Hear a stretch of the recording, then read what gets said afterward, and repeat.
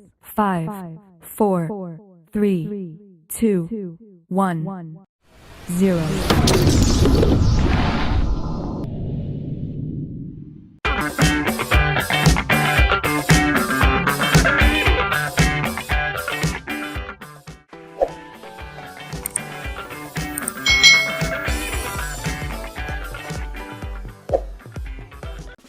Hai, selamat datang di channel YouTube Kak Citra. Apa kabar adik-adik semuanya? Kak Citra berharap kalian dalam keadaan yang baik, sehat, dan siap untuk belajar ya. Hari ini kita akan belajar bersama-sama untuk mata pelajaran tematik kelas 6. Kita belajar di tema 8, Bumiku, subtema 1, perbedaan waktu dan pengaruhnya, pembelajaran yang ketiga. Mari adik-adik kita belajar dengan penuh semangat ya.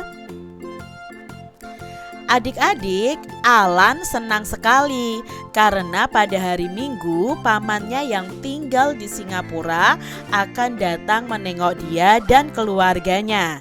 Nah, di sini Alan dan pamannya sedang telepon ya adik-adik. "Halo Alan," kata paman. "Halo paman, apa kabar?" "Baik Alan, bagaimana dengan Alan dan keluarga?" "Baik paman, saya dengar paman akan mengunjungi kami hari Minggu depan ya," kata Alan. "Iya betul Alan, kita akan bertemu hari Minggu depan," jawab paman. "Wah, asik sekali. Ngomong-ngomong, paman sedang apa sekarang?" tanya Alan. "Kami sedang bersiap untuk makan siang Alan," jawab paman. "Wah, kami sudah selesai makan siang 1 jam yang lalu. Kami bisa makan siang biasa makan siang pukul 12 di sini." Hahaha. "Iya Alan, sama. Kami juga makan siang pukul 12. Tetapi karena waktu di Singapura 1 jam lebih lambat daripada Jakarta, maka sekarang sebenarnya di Singapura juga jam 12 siang Alan." "Wah iya, saya lupa. Padahal baru kemarin belajar tentang perbedaan waktu." "Baiklah Alan, nanti kita sambung lagi pembicaraan kita. Sampai ketemu di hari Minggu," jawab paman. "Baik paman, sampai ketemu." Nah, itu tadi adik-adik percakapan Alan dengan pamannya. Paman Alan dan keluarganya ini tinggal di Singapura. Singapura ini merupakan negara tetangga kita adik-adik. Apa yang dimaksud dengan negara tetangga ya? Perhatikan peta di bawah ini adik-adik. Nah, ini adalah peta Asia Tenggara. Indonesia berada di sini adik-adik. Dan di sekitarnya itu banyak negara-negara tetangga. Di sini ada Singapura, ada Malaysia, Brunei, Timor Leste, Filipina, dan lain sebagainya. Negara tetangga adalah negara-negara yang berada di sekitar Indonesia. Nah, negara tetangga Indonesia ini berada di kawasan Asia Tenggara. Kawasan Asia Tenggara. Asia Tenggara itu terletak pada 29 derajat lintang utara dan 6 derajat lintang selatan. Berdasarkan garis lintangnya, hampir seluruh wilayah di Asia Tenggara ini berada di daerah tropis adik-adik. Secara geologis, sebagian besar wilayah Asia Tenggara dilalui rangkaian pegunungan muda Mediterania. Secara geografis, wilayah Asia Tenggara itu berada di jalur lalu lintas yang menghubungkan Samudra Pasifik dan Samudra Hindia antara Australia dan Asia. Nah, kawasan Asia Tenggara juga dilalui jalur pelayaran antara Asia Timur dan Asia Selatan. Hampir seluruh wilayah Asia Tenggara ini memiliki kesamaan, yaitu dilalui oleh pegunungan muda yang masih aktif. Kenyataan ini ditunjukkan dengan sering terjadinya gempa vulkanik dan gempa tektonik. Jadi kalau gempa vulkanik itu gempa yang diakibatkan oleh gunung berapi adik-adik. Kalau gempa tektonik itu gempa yang berasal dari dalam perut bumi. Nah, sebagian besar wilayah Asia Tenggara ini terletak di daerah tropis. Tingginya curah hujan ini juga menyebabkan kawasan Asia Tenggara banyak hutan lebatnya. Di kawasan Asia Tenggara berlaku musim penghujan dan musim kemarau karena daerah tropis hanya 2 musim adik-adik. Curah hujan yang lebat menjadikan wilayah ini subur. Salah satu daerah pertanian yang subur di Asia Tenggara adalah daerah aliran Sungai Mekong. Nah, sungai ini melintasi Tiongkok, Myanmar, Laos, Thailand, Kamboja, dan Vietnam. Itu tadi ya informasi mengenai kawasan Asia Tenggara. Perhatikan adik-adik peta Asia Tenggara berikut. Identifikasilah negara-negara yang ada di Asia Tenggara. Nah, negara-negara yang terletak di kawasan Asia Tenggara adalah ada Brunei Darussalam, ada Indonesia, Kamboja, Laos, Malaysia, ada Myanmar, lalu ada Filipina, ada Singapura, ada Thailand, Timor Leste, dan Vietnam. Nah, adik-adik, sekarang kita amati peta dari negara Singapura, tempat pamannya Alan tadi. Ini adalah peta dari Singapura. Negara ini adalah negara kecil adik-adik, sangat kecil. Jadi tidak sebesar negara Indonesia. Negara ini penduduknya pun tidak banyak ya, penduduknya sedikit. Tetapi Singapura ini negara maju loh adik-adik. Yuk kita pelajari lebih lanjut tentang negara Singapura ini. Keadaan alam negara Singapura. Nah, Singapura merupakan negara kepulauan. Pulau Singapura dengan ukuran panjang 41,8 km dan lebarnya 22,9 km ini merupakan pulau terbesar di negara itu. Hampir semua wilayahnya berupa dataran rendah. Suhu udara di Singapura ini rata-rata 26 derajat Celcius. Republik Singapura terletak 137 km di utara Khatulistiwa. Selat Johor ini memisahkan Malaysia dan Singapura. Nah, ini ada Selat Johor adik-adik, memisahkan negara Malaysia dan negara Singapura. Singapura ini merupakan negara kepulauan yang memiliki 63 pulau kecil. Pulau-pulau itu antara lain ada Pulau Tekong, Pulau Ubin, dan Pulau Sentosa. Nah, lokasi tertinggi di Singapura itu berada di Bukit Timah dengan ketinggian 163,63 meter. Cagar alam yang terkenal terletak di Bukit Timah Nature Reserve ya. Nah, ada pula Taman Botani yang terkenal dengan Singapore Botanic Garden. Ini ya, Singapore Botanic Gardennya. Nah, ini informasi mengenai negara Singapura adik-adik. Ibu kotanya adalah Singapura. Luasnya hanya 622 km persegi. Lalu kelompok etnis yang ada di sana itu kelompok Tionghoa, Melayu, dan India. Bahasa yang digunakan di Singapura adalah bahasa Melayu, bahasa Cina, bahasa Tamil, dan bahasa Inggris. Agama yang banyak di Singapura adalah agama Tao, Buddha, Islam, dan Kristen. Lalu lagu kebangsaannya adalah Majulah Singapura. Pemerintahannya republik, kepala negaranya presiden, kepala pemerintahannya adalah Perdana Menteri, dan mata uangnya adalah dolar Singapura. Jadi ini informasi mengenai negara Singapura. Paman Alan menceritakan keadaan negara Singapura, salah satunya itu tentang kenyamanan dan kebersihannya adik-adik. Singapura ini menjadi salah satu negara paling bersih di dunia. Wow, hebat ya adik-adik ya, paling bersih di dunia. Nah, masyarakat Singapura ini sangat disiplin loh dalam menjaga kebersihan, baik lingkungan tempat tinggalnya maupun lingkungan sekitarnya. Sebagai warga yang tinggal di negara yang kecil, rakyat Singapura ini sadar bahwa lingkungannya harus dijaga. Pemerintah Singapura pun menerapkan peraturan yang sangat ketat untuk menjaga kenyamanan dan kebersihan negara tersebut. Peraturan yang ketat, kedisiplinan, dan kepedulian penduduk terhadap lingkungannya itulah yang menjadikan Singapura ini menjadi salah satu negara terbersih di dunia. Jadi di sana tuh peraturannya ketat adik-adik. Kalau kita membuang sampah saja kita akan membayar denda loh adik-adik. Jadi kalau kalian misalnya nanti bisa berlibur ke Singapura, jangan sampai kalian membuang sampah sembarangan, kalian tidak menyentor WC kalian, ya itu akan kena denda.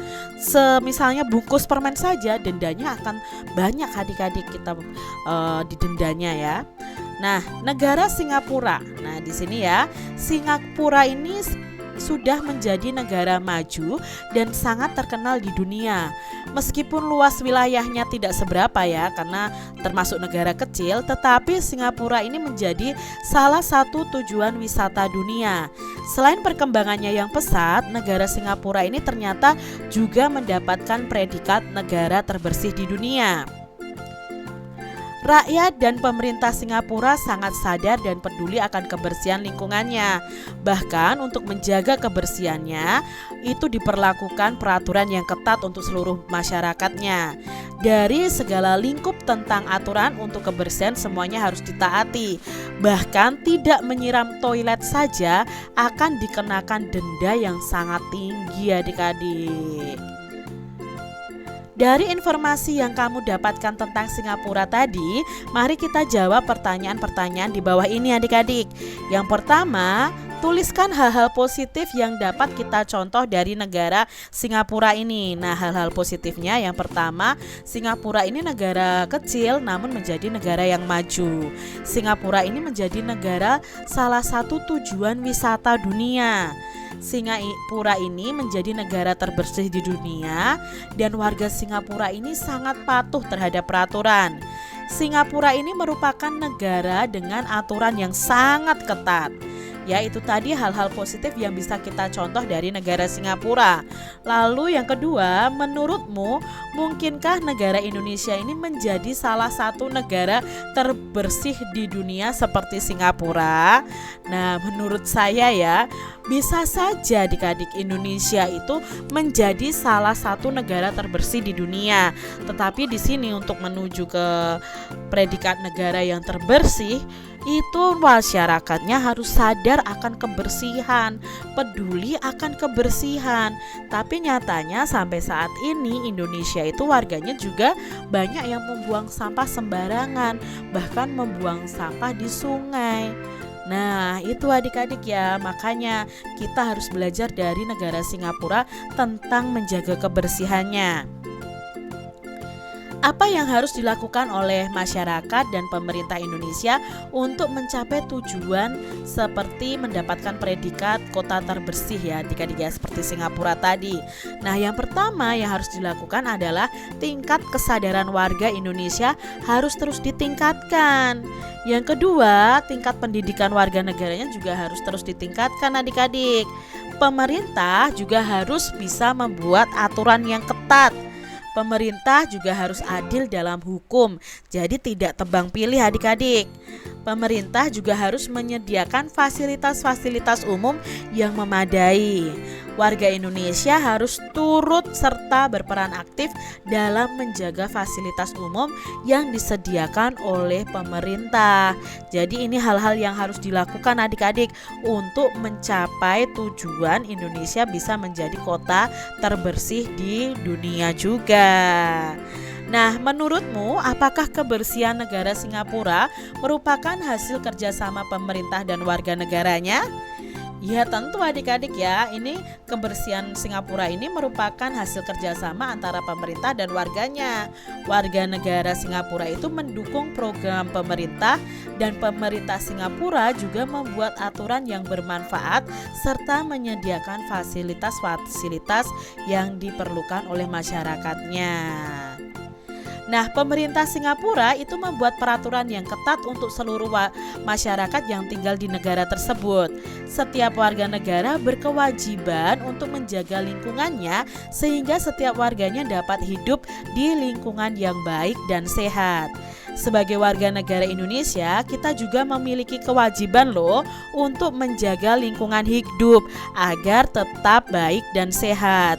Nah, kewajiban adalah sesuatu yang harus kita lakukan. Menjaga lingkungan merupakan kewajiban yang harus ditunaikan oleh setiap anggota masyarakat tanpa membedakan umur, jenis kelamin, ataupun status sosial.